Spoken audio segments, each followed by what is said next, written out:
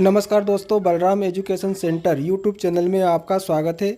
आज हम कक्षा 12वीं विषय हिंदी सत्र 2024 का वार्षिक परीक्षा का पेपर देख रहे हैं। तो आप चेक कर सकते हैं कि आपने कितने नंबर के सही किए हैं, कौन कौन से प्रश्न आए थे।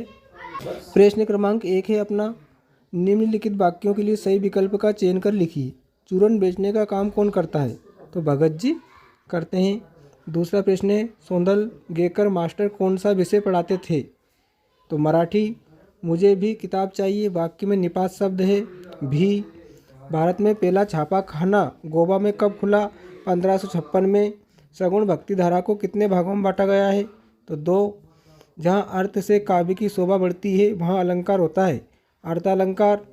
उसके बाद में प्रश्न क्रमांक 2 था अपना, रिक्त स्थान से संबंधित। हिंदी में नेट पत्रकारिता की शुरुआत के साथ हुई?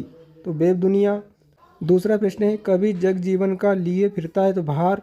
जहाँ उपमेय को उपमान से श्रेष्ठ बताया जाए वहाँ अलंकार होता है, तो वहाँ व्यतिरेक अलंकार होता है। मुक्तिबोध उपन्यास के रचनाकार हैं जैनेन्द्र कुमार। रचना के आधार पर वाक्य को मुख्यतः भागों में बांटा गया है। तो 3। आनंद यादव का मन जाने के लिए तड़पता था? पाठशाला। प्रश्न क्रमांक 3 देखते हैं हम, सत्य असत्य का चयन कर लिखिए। भक्तिन धर्मवीर भारती की रचना है, असत्य। संभवतः बरसात हो प्रश्नवाचक वाक्य है, असत्य। राखाल दास बनर्जी 1922 में मोहनजोदड़ो आए थे, सत्य। रेडियो श्रव्य माध्यम है, सत्य।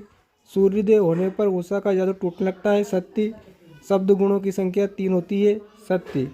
सही जोड़ी देखते हैं हम, अंतरंग साक्षात्कार, तो इसकी सही जोड़ी होगी डायरी। हरिवंश राय बच्चन, इसकी सही जोड़ी अलाहाबाद। प्रगतिवाद, इसकी सही जोड़ी 1936। यशोधरा, इसकी सही जोड़ी होगी खंडकाव्य। कथानक, इसकी सही जोड़ी कहानी। संस्कृत के मूल शब्द तत्सम। यशोधर बाबू, इसकी सही जोड़ी होगी सिल्वर बेंडिंग। उसके बाद प्रश्न क्रमांक 5 है अपना, एक वाक्य में उत्तर लिखिए। पहलवान लुट्टन सिंह के कितने पुत्र थे? तो 2 पुत्र थे। बाल बाल बचना मुहावरे का क्या अर्थ है? किसी प्रकार किसी संकट से निकल जाना। सिंधु सभ्यता का सबसे बड़ा नगर कौन सा था? तो उत्तर होगा मोहनजोदड़ो। आमतौर पर रेडियो नाटक की अवधि कितनी होती है? तो 15 से 30 मिनट। सूरज का 7वां घोड़ा किसकी रचना है? धर्मवीर भारती की। शांत रस के स्थायी भाव का नाम लिखिए, निर्वेद। आलोक धनवा का एकमात्र काव्य संग्रह कौन सा है? तो दुनिया रोज बनती है। इन्हें आप एक वाक्य में कर लें। उसके बाद प्रश्न क्रमांक 6, 7 व्याकरण से संबंधित प्रश्न थे जो हमारे चैनल बलराम एजुकेशन सेंटर पर डले हुए हैं।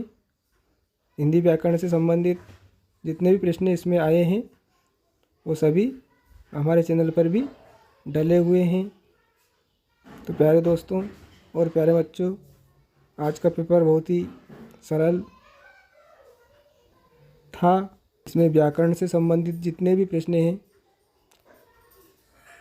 हमारे YouTube channel Balram education centre पर भी डले हुए हैं। व्याकरण से संबंधित प्रश्न, हिंदी व्याकरण कक्षा 9 से 12वीं तक की हिंदी व्याकरण हमारे चैनल पर डली हुई है, तो आप उसमें भी देख सकते हैं।